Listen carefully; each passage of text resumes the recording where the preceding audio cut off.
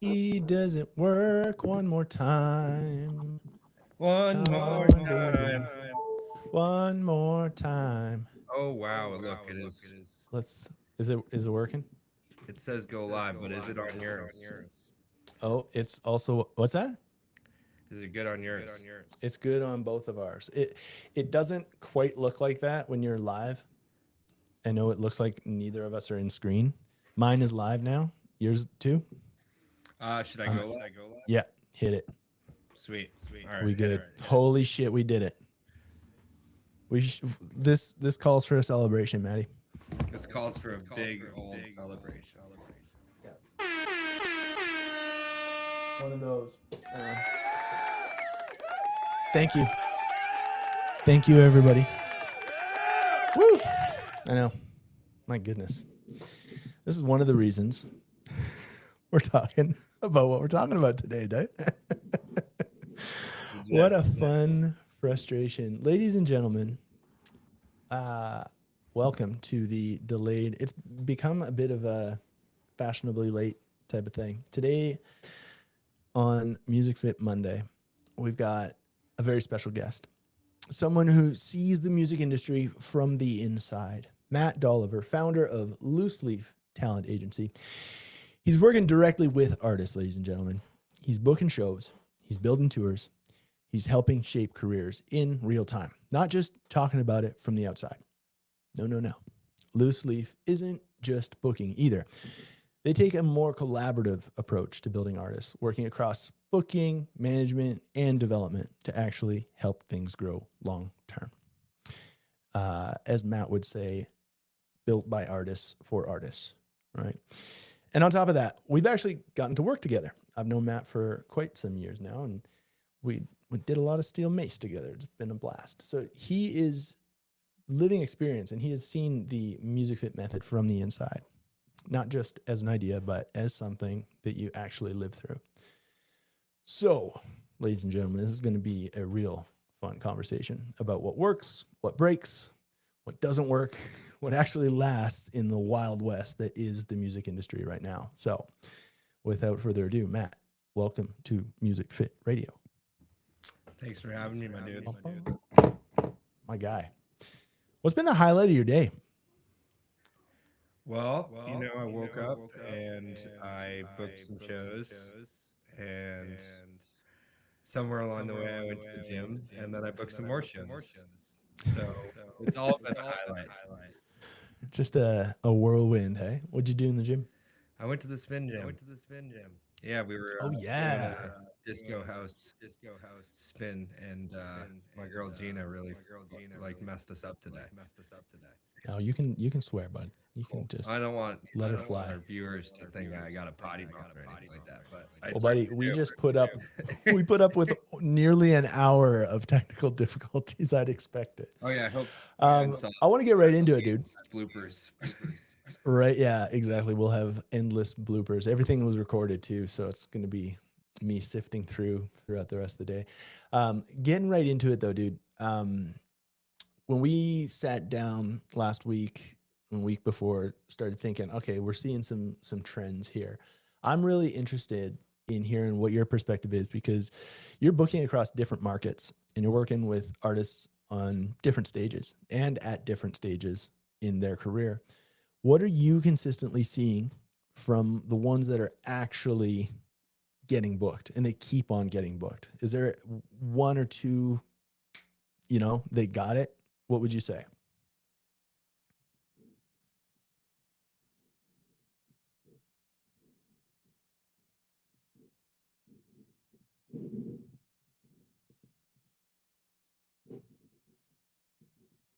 they're they're doing everything in their power to get in front of these audiences, and venues in turn are taking notice, and the other artists are taking notice, and you know there's the synergy that happens when you're really really aggressive and unique and creative with your approach that is turning heads, getting new people to come to your shows and new people to follow what you're doing. For example, over the past couple months we've been releasing more and more content from the band Club Delph, who are one of my absolute favorite clients. You know, they've been around Boston for 30 years, and they have this new album coming out, Loon and Thrush. It's dropping on April 9th, and through this unique approach to their marketing, which has included some shout outs from some big name musicians and through, you know, creative advertisement in a way, they've really started to get a lot of more interactions, and tickets are selling and the venues are excited to have them and people are really turning heads. You know what I mean? So the creativity factor is the biggest thing, and just trying new ways to explore the way that you advertise and market yourselves without just, you know, throwing shit on the wall. I love that, man. And one thing that that comes to mind, knowing a little more about your business model since we've worked together, is Loose Leaf takes a much more collaborative approach to building the artists. From your perspective, then continuing on that thread, what actually makes that work or not work? Like, what do you need from an artist in order to make the collaborative thing work? Usually an open mind and, you know, relentless, um, or being open to trying new things. You know, when an artist is willing to think outside the box and do something a little bit different and engage in their fans in a new way, that's usually the best way to go about doing so.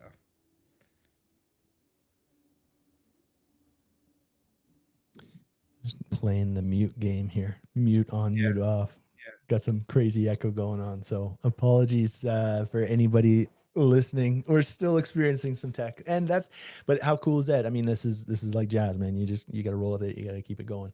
On that note, when you speak to the creative mindset, what kind of things have you found for yourself? Because you're an artist too. You're a practicing artist. You play a bunch, in, from what I remember, a bunch of, like, too many projects.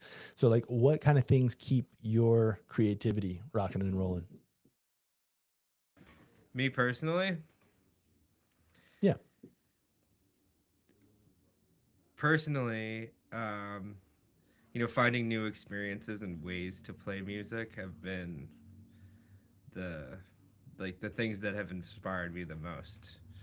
You know, like this year I've had a lot of opportunities to perform at a lodge halfway up a mountain with a DJ. You know, and that's been a lot of fun because there's always new people. You know, a couple weeks ago, like if you follow my personal page, you'll see like my new profile pictures be like playing saxophone on a chairlift, which has been a super fun and interesting experience just because, you know, I've gained some new followers from people that just go there skiing that may or may not like music or saxophone, but people are like, whoa, this is cool. You know, so I think something that me and you have been talking about that could come out of this conversation we just started is like, you know, how do you start playing in unique and different places to engage a new type of audience that isn't used to your music? And you know, the more that I keep finding myself in these weird, like obscure situations, playing saxophone in a hotel lobby that, or like in an elevator, or you know, not that I've done that really recently, but like playing on a ski resort in the middle of the mountain on a chairlift, like that's a super cool example of how like I've been able to like experiment as an artist in a new unique way, and since that, like I've gotten a bunch of new people that are, you know, following me and asking when I'm playing next and all, you know, sorts of things like that. So Dude, I love that. That taps right into the thing like you already highlighted that we want to bring to the world, is that we've got some interesting things going on in the music industry right now where uh, I've coined the term gigflation. I was just speaking to with another colleague of ours in the music industry that, you know, they see it all over the place as well, where bands are just playing and playing and playing and playing in the same kind of circuit all over the place, never really going anywhere, just kind of playing for beer in the bar tab, which is silly in my opinion, because like you said, when you put on an actual event, you do something at a ski hill, you do something at an underground like basement party, you go out and you play a neighborhood or a park or something like that. You bring more than just the music. And at, you know, knowing that everybody is real precious these days, you're absolutely a beautiful human just as you are, and you're also the same as everybody else that plays guitar. You know, you've got to find new ways to make things unique. So what is it specifically that Loose Leaf does in order to bring that creative, like what you're doing in your own personal life? How does that translate? I'm sure it translates into the agency, like when they're looking for artists and when you're looking for how to set up a successful tour. I've got my thoughts on it, but when you sit down with an artist, what kind of things are you looking for to take that artist out of that circuit? All right, I've unmuted. Um, the first things that I always talk to, especially with a new artist, is where are you currently seeing your numbers on YouTube, DSPs, as evil as they can be, and where you're seeing your reach currently. So once you see a mix of your engagement, you know, we start to talk about, and I think the cool thing with Loose Leaf is that we do a bit of management even for our just booking clients, right? So like if you break things down, your manager is like a foreman. I always say, like you're overseeing the whole entire operation, and the booking agent is out there, navigating the abyss that is the the ever changing music scene with people and contacts and the people in charge and venues changing every month or day even, so there's like this, it's almost like a battlefield out there, like like one place gets knocked down, another one comes up, the booking agent's going after you know the new person in charge, and the managers behind the scenes kind of like putting all these things together. So like we're primarily a booking agency, but we do a lot of management as well, especially myself. And when we're starting to talk about things with an artist, being able to take that, where you're at currently and where you're seeing your engagement and where you see your fans and where you have friends and family and where you have a demographic that's going to really hear what you have to say, you know, taking that and making a plan to go there and do something unique and awesome for the very first time, and then leaving people waiting for the next time, and having something in your back pocket to be able to go, okay, guys, like, we just hit Denver. We'll be back in at the end of the show. We'll be back in April. This is maybe we're in January, right? Like we're gonna come back in April, or maybe we're gonna wait and make you wait. So you have to like listen to our music online and wait for that next show. You know, and being really creative with that approach and having a team behind you that is gonna say, hey guys, like we don't need to go back there next month. But you need to like get those people to stay in our circle and engage in all the things that we're doing. And then when people have their eyes on you, doing something unique and awesome, like a cool shtick or a video or a new, even like just a 30-second clip of something new that you're working on. So people are like, oh, holy shit, like this band is constantly evolving and not necessarily changing genres or shifting things, but they're keeping people ready for more and waiting for that next performance. And then they're also staying engaged with them behind the scenes with their, you know, newsletters and all kinds of other things, and doing stuff like this and working with other artists in a collaborative setting, Yeah, dude. I I really appreciate that because you highlight something that I've been thinking about very, very diligently, and that's the basis of what underground is. With Music Fit Underground, we look at. I don't know about you, and I don't know about anybody watching this, but some of the easiest ways for me to get really behind an artist were not necessarily the music, it was the behind the scenes stuff. It was like them remembering me from the last time that they were here, knowing me by my name, just the simple shit. And as a kid, I loved watching the documentaries behind the scenes. What's the band really like off stage? like that stuff for me was really, really cool. So it's cool that you're bringing that into the mix as well and highlighting that as part of the marketing, because at the end of the day, I'm going to keep on saying it till I'm blue in the face. You're way more than just a musician. You've got that. That's just one form of how you express yourself. And when people get the full meal deal of the full band, the behind the scenes, they're so much more invested. They feel like they're a part of it. And this highlights a piece that I've been recently thinking about, of like, okay, well, what if our events were crafted specifically to not necessarily be about the music, but to be more about the stuff that they do behind the scenes to take care of the creation. You know, some of the best artists make a really great killing, not from the music that they make, but from all the skills that they have that they require to make the music. Songwriting classes, going to do keynotes, um, just fun events. I remember seeing a Patreon one time, or it was a Kickstarter or something like that, where somebody was, one of the reward tiers was come rock climbing. I'm like, what? That's fucking dope. I love that. Like, how cool would that be? Like, you got a band that's like pretty cool, but then you go and tackle a wall together, or you go swim, or you go for a hike or something like that. So the point of this, like, I want to throw you a question, is like, we've worked together and you've actually felt this in the body, right? What changed for you once you started looking at your body, your energy, and your entire story differently? Did that change? Did it reflect in the music? Did you start noticing different things in other areas of your life, or was it just sort of like the one hit? Oh, for sure. Yeah. I mean, I think when you're in a better physical state and a better mental state, and you really think about your story as a whole, like you undoubtedly become a better creator, not just a musician. Like everything you're doing, everything around you is going to feel better, right? I think so, but I'm biased. Like, I'm the guy that does this. This is what people pay me for. Of course, I'm going to say yes, because as an artist myself, I found it. Um, I found it almost impossible for myself to get in from those late night gigs, and I was taking care of myself.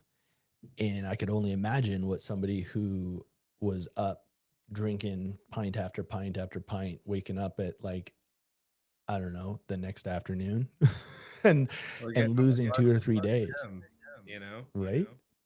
And that's the thing, right? So, I mean, what specifically, where did you feel it first? I want to play with that for a little bit, because I don't think it's as weird as it is for us, because we're both in it. I don't think that this is still a common narrative. I still think that this is new. Musician wellness is not a thing that people consider. People do not consider themselves artists. Furthermore, or sorry, athletes. Artists don't consider themselves athletes. Furthermore, I would say that there's almost this. I was talking with another artist earlier this week, and he highlighted the fact that even as a kid, and they're still in like some of the music camps, like in schools and institutions, they're still like, it's poo poo, it's faux pas to talk about artistry as an athlete. But what if we did? What if we looked at the touring concept? Like, let's look at that. Matt, I want to throw it to you. You're much more versed in this. When you send a band out, I know there's lots of variables, but what is a pretty standard tour schedule look like? I mean, it does depend on the act, but if we're talking like let's say it's a month or 2 month tour, which I've actually experienced a tour that I booked for a band that I was in, and we were out for 2 months. And you kick things off, and you pack up for a month or two, and you kiss your partner goodbye. Your family's all worried about you. So there's already this like mental situation where you're like, oh man, like, I'm leaving my girl behind, or I'm leaving my dog behind, whatever. And I'm not gonna be home for a month. And at first you're like, hell yeah, dude, like let's go kick ass in Boston, or wherever. And usually the first weekend or two is rock solid, and you're having a blast. You're out with your best friends or people that you just jive with musically. And then it gets to a point where you're like, okay, I've been sleeping like crap. I've been eating like crap. I've been hauling around a B3 and a bunch of other stuff every single night, not getting out of there till 1 or 2, and then hopping in the van or the bus or whatever, and driving another 6 hours, sleeping for 3, and then doing it all over the next day. And rarely, unless you really pay attention to it or make a point to do so, like, you're not really getting out. Like, you're getting exercise because you're lifting up heavy equipment, but it's definitely not good for you. And you're certainly not eating great unless you're paying really close to attention to it.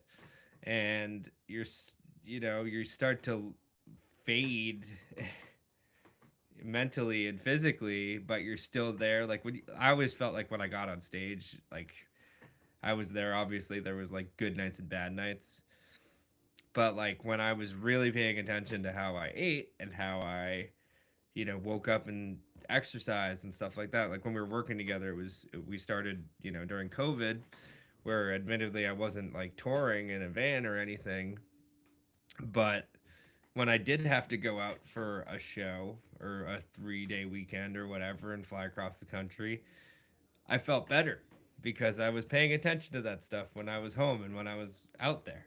So, you know, I think to answer your question, like you start to decline rapidly when you're out for an extended period of time and you're not paying attention to these variables like your diet and your, psyche and your fitness and your story as a whole. So, like, you can't tell your story unless you're hyped about your story. And when you're physically exhausted, you're not going to be able to tell anyone anything. Yeah, dude. And I think a large part of that is no fault. Like, I don't want to throw shade on artists. It's a matter of, if you aren't wearing glasses and you have shitty eyesight until you put glasses on, you're not going to know you have shitty eyesight. You know what I mean? And then you put glasses on, you're like, oh my goodness, I can't believe the world. Whoa, I can see shit now. True story. Yeah, I didn't know I was blind. Right? But that's the thing, is that we only know what we know. So if you only know McDonald's, A&W, whatever for fast food on a pinch because it's convenient. Yeah, right? And if you're touring like that, it just, like you said, it all summates. It all adds up into one big pile, and before you know it, your body starts aching. You get cranky, and people think that it just stops with like the shoulder pain. No, no, no, no, no.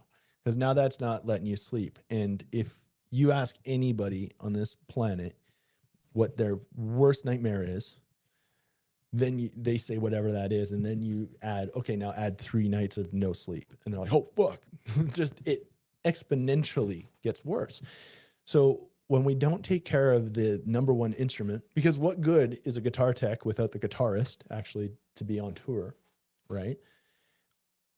We fail, like you said, it just like declines really quick. How many artists can you say, Matt, from what you've seen anyways, actually build or are built to sustain a touring lifestyle long term?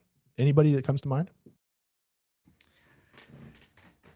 Yeah, I mean, there's one specific artist that I think, is about to head on a pretty hefty 2020 or second half of 2026. And dude, like, this guy's a Marine.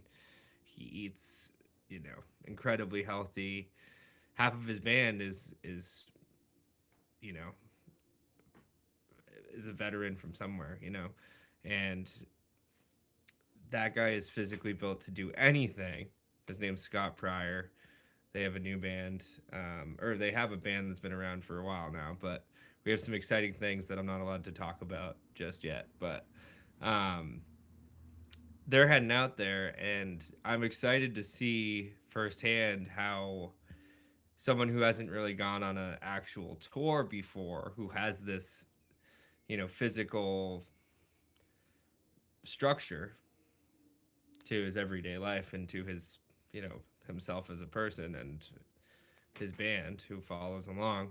I'm interested to see how they handle a 2, 3, 4 week tour as opposed to some of the other artists that I've been in the band with, and myself included, and uh, some other friends of mine that I could tell that it gets pretty hard for them. the more they go out and do it. So, but this guy's ripped. You know, he's a Marine. He's a very well built dude, and he's gonna crush it on the road. Uh, absolutely believe that, because again, it comes back to the whole artist as an athlete principle. If you train and you're physically capable, everything else kind of slides off the back, in my experience anyways. You know, you can have that hard conversation with the venue guy and not fucking lose your shit, because you're like, all right, cool. I mean, he's mad, I'm mad, we can both see that, and now I can walk away from this. When you're, and you've been there, I've been there, everybody's been there, like, you know, when you're already at cap. And I mean, that's how it works. Like, just for the folks that missed the 2 weeks ago, I was talking about load versus capacity. Load is just synonymous for stress, right? So if you're stressed out and you're not sleeping, you're not eating well, you're certainly not training because you barely have enough time to get from one city to the next before your next show, because it's just condensed as much as we possibly can in 7 days, right? What happens then is that you get to the venue, your sound check sucks because the sound guy's incompetent, whatever it is, flavor of the week. Your drummer's late setting up the kit, so now we're behind on sound check. So all of these things are adding up on your emotional load, right? And then you play the show, and then you load the gear out. Your capacity line's here. You're loading gear out, and you blow your back out, or you slip and you twist your ankle and you can't walk, or you bounce funny, or you just don't slip. Name it. That thing was just the straw that breaks the camel's back. What happened the 7 friggin' hours before was actually, you know, what led that. What I'm saying though is that stuff is still going to happen.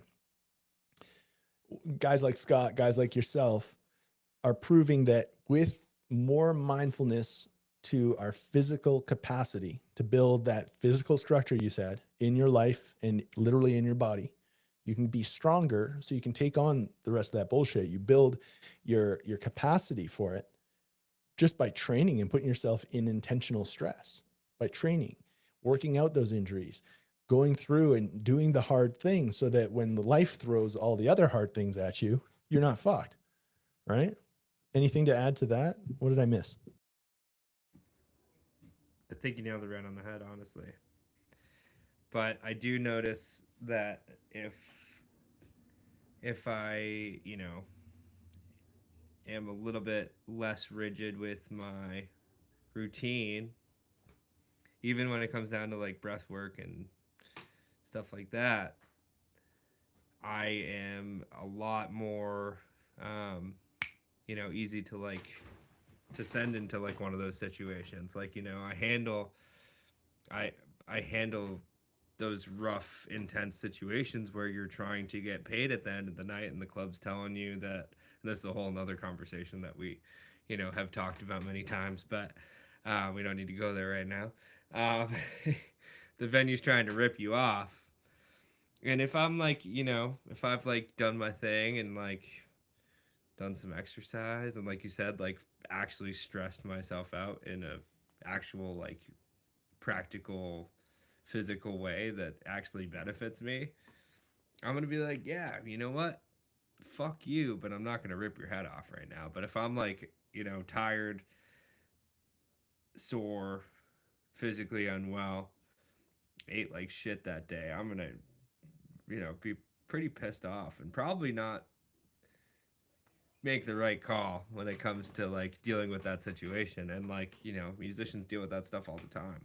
So, you know, I could definitely be a bulldog, especially when venues try to rip my artist off, but like, which again is another conversation, but and it's not that funny. I don't know why I'm laughing. But you know, when I take good care of myself, I'm actually, you know, I can handle those situations better. And, you know, for touring musicians, you know, it makes total sense for you to go out there and, you know, I mean, like, look at, I've been watching Ted Lasso. I'm just going to throw that out there. Like, I never watch TV. I fucking love that show. And, like, it's like the ultimate team bonding thing.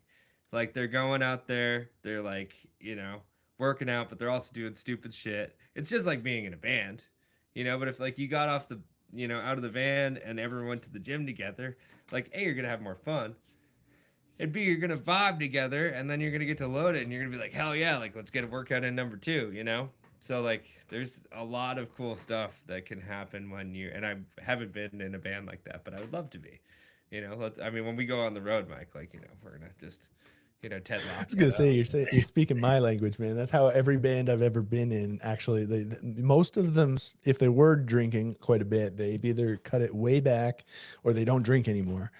They all start training. They all start bringing a skipping rope or a steel mace or a kettlebell. You know, like it's something that's nice and easy. And it goes to show it's like when you work out, I've never run into somebody who works out and says, "Oh, fuck, I'm so pissed off.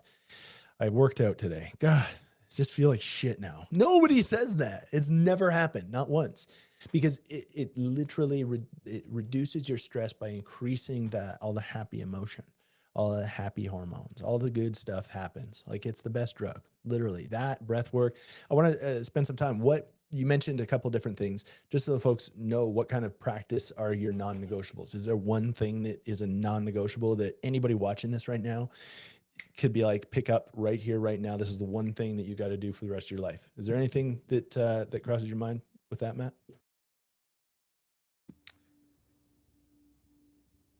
I'm trying to think of the one thing, but you know, I yeah, if there's three, I think just having a routine in general doesn't have to be just related to wellness, but like having some structure to your life, especially with wellness and music, is that's my biggest thing. It's like, when I have a routine, I wake up and I do, some breath work, or go to the and then go to the gym, which is usually, I've been slacking. You got to kick me back into shape, but like I've been going to do cardio a lot, and that's just physically what I feel like I need right now, is just to, you know, get after it. And I know Mike has other things to say about that because he gives me shit all the time for as much cardio as I do. But um, you know, I just need to have structure to my life, and breath work and some sort of fitness routine on top of structure, and just having like a plan of every day. That's always been the biggest thing for me, and that's Dude. what helps me get through my crazy life. Well, yeah, man, you're up. I mean, I send you a text and you're like, I've been back to back for the last 8 hours. Thanks. I just got a chance to get some water. I think that's a testament to, like, you're not the only one, dude. So many artists now that are not even with an agency or with any sort of management. They're wearing every single hat. They're 100%ers. They're 1,000%ers, and they're trying to do this all and make time for themselves. It's unsustainable. Just to wind things down now, I want to take that thought and go, okay, cool. You were that guy. I was that guy. If somebody wants to continue to do this career 5, 10, 15 years later, what would they need to start taking seriously right now?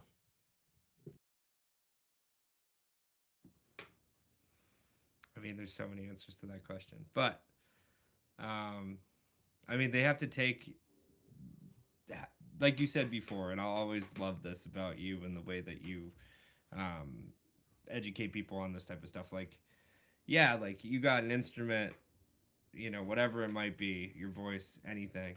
But like you said, this is your instrument. So if you can start taking care of yourself mentally and physically, you're gonna be able to sustain your music career for a long, long time.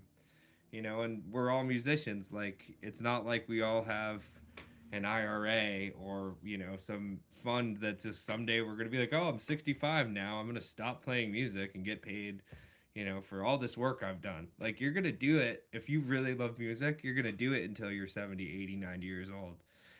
Like Keith Richards is still doing it somehow, and he didn't take care of himself. But um, like, if you take care of yourself, you're gonna be able to do it for years and years and years on end. Love that, man. One more thing I wanted to shout out loosely for, because it caught my attention when I started learning a little bit more about what you guys do. And For anybody watching this looking for like the business side of things, this is where you can get that extra little nugget, because you guys aren't just booking shows, right? You're invested in whether those artists are actually getting paid. You said yourself, you'll go bulldog somebody if you need to for your artists. You're genuinely looking out for the artists and interested in if those shows that they book are genuinely successful. That's real. You know, what's one thing that maybe an artist who's on the brink of looking, okay, maybe I need an agent, maybe I need somebody to help me get out of my city. What's the one thing that they got to be doing right now in order to get the right ears, the right eyes, and making tours more successful on their own, that they can start doing right now? Because you know this about me too, is I'm all about inspiring agency, right? I want to make sure, okay, cool, prove it, and then get some help. Prove that you don't know what you're actually doing, because you probably do. And I'm sure you run into a lot of artists like this where they actually know a lot more than they think, and they need to trust their gut. So for somebody who's on the brink looking for an agent, maybe looking out for somebody like Loose Leaf, what do they need to be thinking about right now before having that conversation with a guy like you? It's a great question. I think there's been so many, and I'll just use examples. There's been so many amazing artists that have reached out to myself or Loose Leaf, or just send us a message on Instagram, or um, you name it, or a friend approaches me saying, hey, you got to check these guys out. And then I go, hey, this music sounds great. And because of the oversaturation of artists and amazing artists, right? And it's not a bad thing, it's a good thing. But I think all the people that are in artists and collectives, bands, whatever, the thing that a lot of folks don't do at first is really keep a track and a log of everything they've done so far. Like, hey, like we went to Boston last November, and we sold 180 tickets with one other band.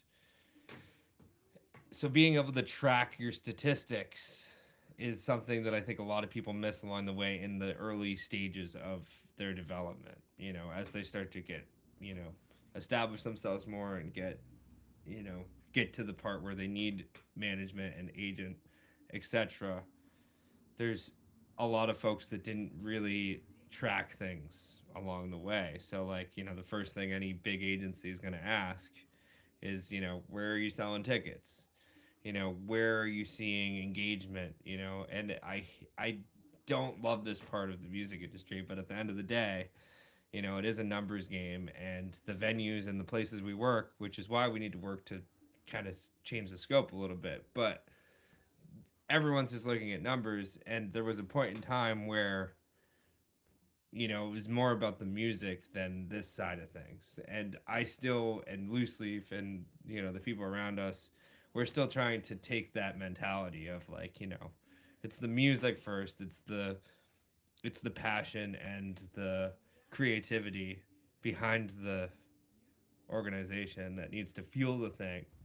But again, there's a big element of numbers. So for the aspiring artists that are looking to get on a bigger agent or onto an agency to start, or get a manager, etc., start paying attention to and keeping statistics on everything that you're doing, and where you're seeing, where you're selling tickets, where you're seeing streams, where people are watching your stuff. And if you can bring that to someone like myself or Loose Leaf, or even a bigger agency, they're gonna say, okay, like, this music's great, they have this, they already prepared, they have X, Y, and Z already happening for them, then we can offer X, Y, and Z to get you to that next tier.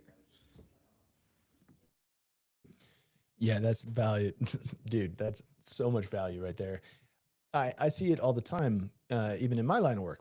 People are, you know, they want to work, they want to get better, but they like, what is better? There's no data. Like, what is better? What is bad? Again, it comes back to like the glasses. If you don't know that you're blind, you don't know that you're blind. So if you don't have, how the hell do you expect to manage what you're not tracking? Right? That's a good life skill. Never mind just in the artistry. That's just a good life skill to have. Know where you're at. And it actually, it's a very nice segue into the close, because you're going to be up this way. We're gonna do a little collab in the summertime here up in Calgary, is the word on the street. And for the artist that's like, that sounds like such a drag, I don't want to pay attention to the numbers. I mean, it's good in the mainstream. I do believe that is a good thing to have in the mainstream. And Here's a little hint. oh my goodness, look at you, buddy. Yeehaw. It's so funny. I got both the screens up and I see you doing it on Instagram. It's a little bit lagged on Instagram, and then you're over here. Look at this guy. That's so funny. That's all we're gonna For anybody who's wondering, yeah, Maddie's coming up for Stampede. So we're going to be putting on a few different events that are going to challenge the norms, and that's what I'm all about. Nobody. I was just talking with another colleague earlier today. Nobody wants to be the first guy. Nobody wants to go like, "Oh, that sounds awesome. I'm going to do it." Everybody's like, "Oh, that's awesome," and then they just sit back. And I've never taken that approach. So I'm spearheading this whole thing, because I do believe that now, especially since our beloved side door access is out of the market, there's a huge gap for more intimate shows, smaller rooms, and blending more of the stuff that I was talking about earlier, Matt, where it gets more into the personality of the artist. Maybe it's a listening room. Maybe it's the 4 albums that changed my life, and now you bring all your audience in to listen to the stuff that inspired you, right? Maybe it's not all about playing music, because at the end of the day, people will pay for the experience. People will, like, your fans want to know who you are as well. There's so much value there. We see it with athletes. Look at how many athletes go out and do a thing, and people just want proximity to the athlete. If we can start to bring wellness in, that's a great connection tool. If we can start to bring in lifestyle, culture, all this fun stuff, and a little bit of education on how to make your life a little better, because Matt, you can tell them your side, but yeah, I'm positioned as a personal trainer, but how much of it was actually like, whoa, I just upgraded my whole life, right? Like the conversations and the ways that we get to think differently when we start moving our body differently. It's energy. We start to do things differently if we start challenging ourselves on things that we never thought we could do. You never thought you'd swing a steel mace. There's no way in hell. You didn't even know that thing existed. No, and then I saw Bob Weir swinging one around, rest in peace. And I was like, okay, Schwartzy's got me now. And then I got addicted to that thing. I was bringing it everywhere. And We'll so have we'll have plenty up here. We'll do a whole camp on steel mace for musicians. I'll see if DJ, if you're watching this, man, we'll get you out here for Stampede, and we'll do a little steel mace, or heck, maybe the Savage himself. I saw he reposted one of my mace videos today. So Leo, if you're watching, buddy, get up here. If you can get into Canada, let's go, bud. So winded things down though, dude. Did we cover everything? Is there anything else you want to touch on? no, I think we got through.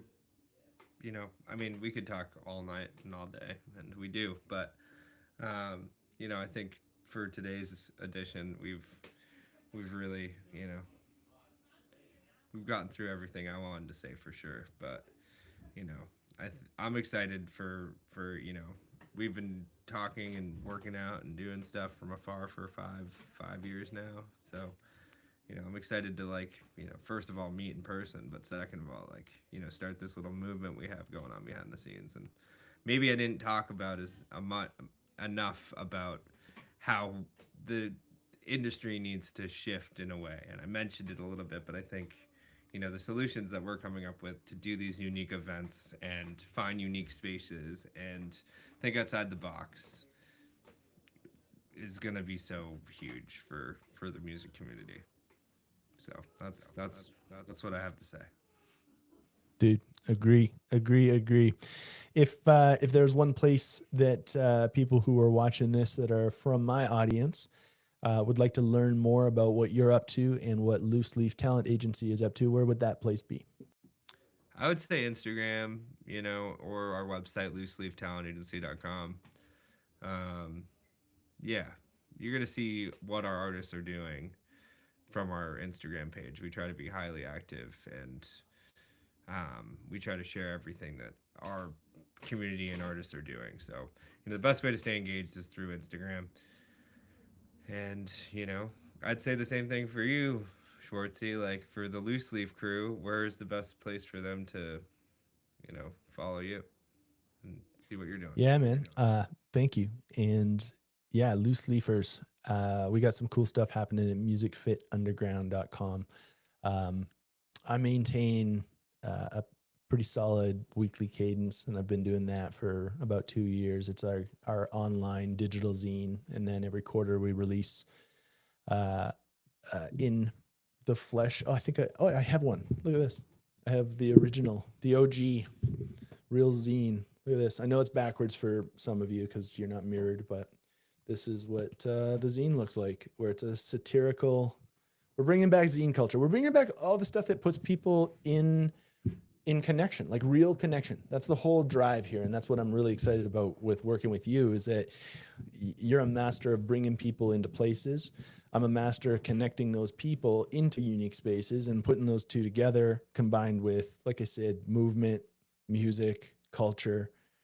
That's what Music Fit Underground is. So you can just hit that up, and regardless of if you're in Calgary or not, this is all relevant stuff. We talk about how to make the touring life more sustainable, how to make the music industry more digestible, so that you're not blowing up and you're halfway through your career and you're giving up because it's so friggin' hard on your body or on your mind or on your relationship, right? So it's geared towards that, but through a nice creative lens. And there's a little satire in there because everybody knows what a culture vulture is, even if you've never heard the term. So that's the best place. Instagram as well. If you guys are watching this on Instagram, I do post. I try to post more frequently. I was taking a pretty nice hiatus of 3 months, which was so nice. And it's been nice to come back as well. So I am on the socials, Music Fit Mike, wherever you want to find me, even LinkedIn.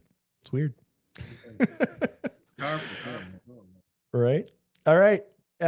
One final word from you, dude, to sum up your 2026 tour season. One word.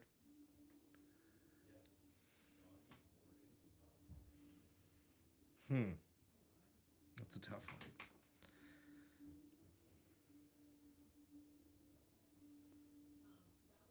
I've been liking the word relentless lately, but not for the wrong reasons. I dig it. What does it mean to you? Like what's the wrong reason, or what's the right reason? Like, I guess relentless could be like, you're a little bit over the top, and you're, like you relentlessly are over obsessing about an idea or something. And the way that I think about relentless is, you're relentlessly planning for this year, and for me, I've been relentless in the way, that I'm being rigid and relentless about the way that I do just about everything in a healthy way, So that's why I chose that word. Dude, I love that. That's synonymous with passion for me. Absolutely love that, dude. It's always a blast to have a chat with you and get to share this space with you. Thank you so much for your time, your space, your energy. And for folks in my camp, go make sure you check out Maddie over on the Instagram and over at looseleaftalentagency.com. That's where you can find it all. Oh, Matt, it's been a slice. And for everybody else, all you fun listeners, till next time, y'all stay sweet. Peace.